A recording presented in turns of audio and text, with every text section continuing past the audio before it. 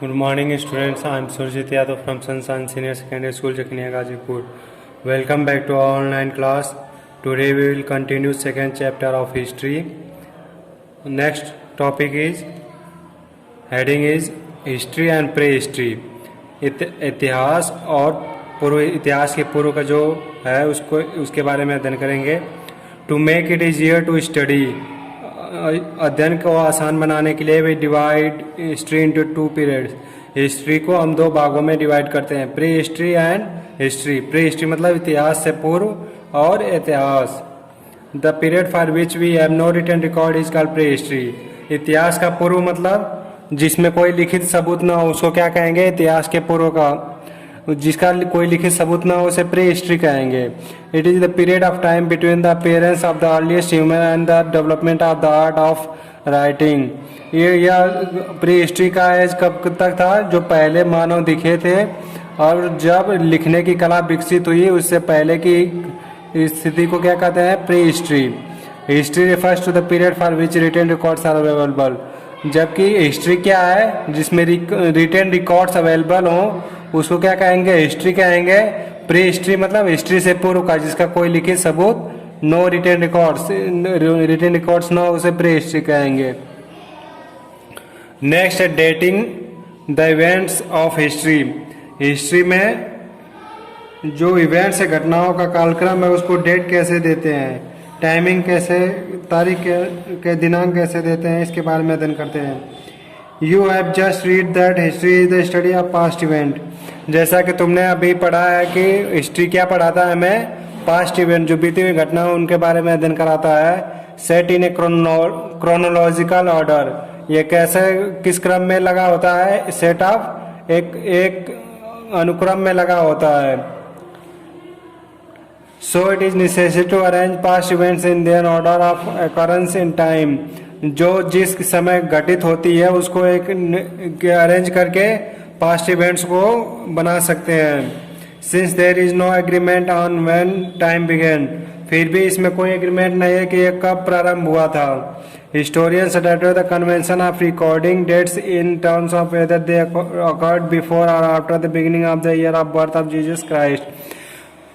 ये हिस्ट्री में जो भी घटनाएं घटित हुई हैं ये कब से ली जा रही हैं, जीसस क्राइस्ट के बर्थ के समय से ली जा रही हैं. या तो जीसस क्राइस्ट के बर्थ के पहले की घटनाएं हैं या उस जीसस क्राइस्ट के बर्थ के बाद की घटनाएं हैं. The birth of Christ is the reference point from which historians count dates.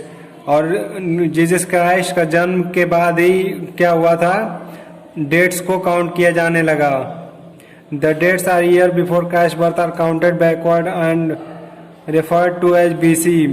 जो डेट्स जीसस क्राइस्ट के बर्थ के पहले के उन्हें किससे डिनोट करते हैं, बीसी से, बिफोर क्राइस्ट, और बीसीई. और इसको क्या कहते हैं, बीसीई. बीसीई का मतलब क्या है, before Christ era, before common era है इसका मतलब.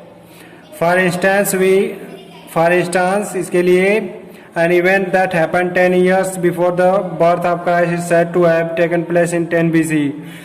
एग्जाम्पल के लिए हम कह सकते हैं कि 10 साल पहले जो क्राइस्ट के जन्म से पहले घटित हुई थी उसको क्या कहेंगे, 10 BC. 10 BC मतलब 10 बिफोर क्राइस्ट, क्राइस्ट के जन्म के 10 साल पूर्व, 10 साल पहले. The bigger the number when the date is BC. Bigger the number when date is BC. कहा जाता है कि यह बड़ा होता है नंबर जब BC होता है. द अर्लियर इट हैपन, ये पहले ही घटित हो जाता है. The year after Christ birth are noted as. और क्राइस्ट के बर्थ के बाद का जो ईयर है उसको कैसे काउंट करते हैं, AD से. AD मतलब एनो डोमिनी. इसके जो फुल फॉर्म है ये बहुत इंपॉर्टेंट है, इसको याद रखना. BC मतलब बिफोर क्राइस्ट, BC मतलब बिफोर कॉमन एरा, AD मतलब एनो Duminy, which in Latin means in the year of the Lord.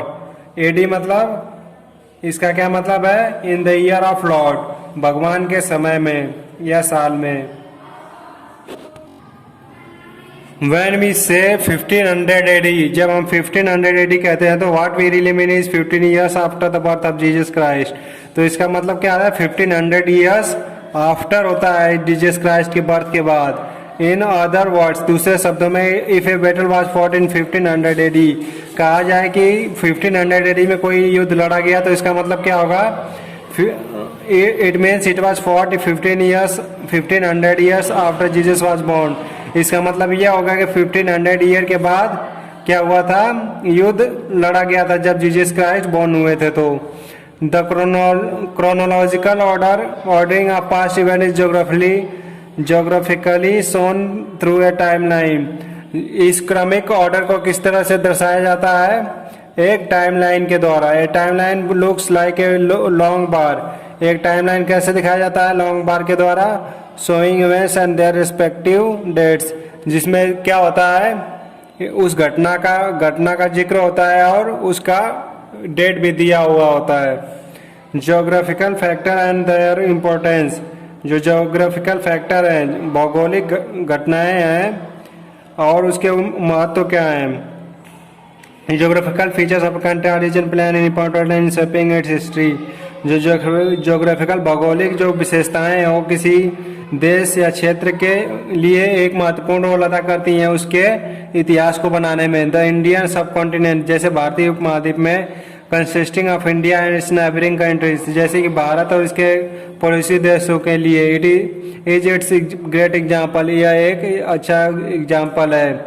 The vast northern Indo Gangetic place around which human settled first, यह कहा जाता है कि भारत के विशाल मैदान में जो कि गंगा प्लेन में है, वो पहले वहाँ पे आदमी आकर बसे थे। वॉज वेरी फर्टाइल, और वो कैसा था? बहुत ही उपजाऊ था। 10 many kingdoms emerge in these plains, इसलिए यहाँ पे कई किंगडम्स क्या हुए? एमर्ज हुए, निकले। The southern peninsula was divided into similar region by mountains, जबकि दक्षिणी पेनिनसुला जो है उपमहाद्वीप, उसको प्रायद्वीप, वो किस तरह का क्षेत्र है? माउंटेन से, प्लेट्यूज एंड रिवर वैलीज, इसमें क्या है? पहाड़ है, पठार है और नदी घाटियां हैं। The great Himalayas in the north acted as a barrier between India and central Asia, और जो हिमालय महान है वो क्या है? एक बैरियर है, किसके बीच? रुकावट है, किसके बीच? इंडिया और सेंट्रल एशिया के बीच।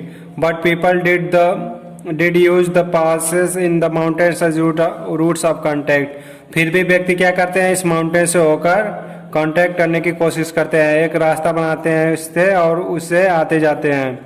सोर्स ऑफ हिस्ट्री, हिस्ट्री का सोर्स क्या है? We learn about the events of the past from many sources, हम पास्ट की घटनाओं को कई सोर्सेज से पढ़ते हैं। These are divided into literary and archaeological sources, ये किस में डिवाइड किए जा सकते हैं? 2 भागों में, एक लिटरेरी और दूसरा आर्कोलॉजिकल सोर्सेज।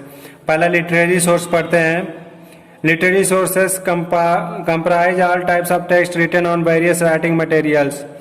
लिटरेरी सोर्स क्या होता है? रिटन टेक्स्ट होता है, लिखित किताब होती है किसी भी मटेरियल से। Our ancestor wrote on birch bark और पाम लीव्स, हमारे जो पूर्वज किस पर लिखते थे? पाम लीव्स पर लिखते थे। नारियल के ताड़ का वृक्ष होता है उस पर लिखते थे। शिप एंड गॉट लेदर, भेड़ियों और बकरियों के चमड़े पर। वुडन एंड क्ले टेबलेट्स, लकड़ियों और माटी के टुकड़ों पर। कॉपर प्लेट्स पर, एक्सेट्रा इत्यादि। Literary sources informs about the political, social, economic, religious and cultural life of our ancestor, जो लिटरेरी सोर्सेस है किसके बारे में हमें सूचित करती है? पॉलिटिकल, राजनीतिक, सामाजिक, आर्थिक, धार्मिक और सांस्कृतिक जीवन के बारे में, हमारे पूर्वजों के बारे में। These include religious writing, account of travellers, epics, poems etcetera, और ये सब क्या किससे संबंधित है? रिलीजियस राइटिंग से, धार्मिक लिखित सबूतों से। अकाउंट्स ऑफ ट्रेवलर्स, और यात्राओं के बारे में। एपिक्स मतलब बड़े बड़ी जो किताबें हैं उनके बारे में। पोएम्स मतलब कविताओं के बारे में, एक्सेट्रा मतलब इत्यादि।